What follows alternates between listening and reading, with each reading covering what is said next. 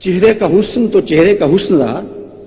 حضرت میمونہ بنت کردم رضی اللہ تعالیٰ عنہ فرماتی ہیں کہ حج کا موقع تھا اور میں اپنے والد گرامی کے ساتھ حضور علیہ السلام کی بارگاہ میں حاضر ہوئی. تو حضور ناکا پہ سوار تھے، اونٹنی پہ سوار تھے. تو میرے باپ نے حضور علیہ السلام سے کوئی مسئلہ پوچھا اور میری ہمت نہیں پڑ رہی تھی کہ حضور کے چہرے کو دیکھوں.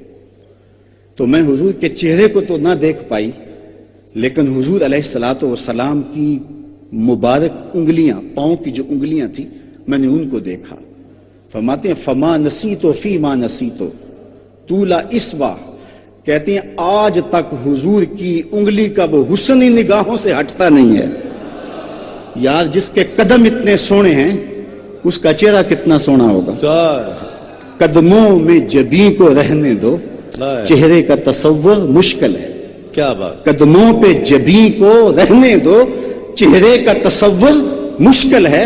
جب چاند سے بڑھ کر ایڑی ہے رخسار کا عالم کیا ہوگا. کیا بات.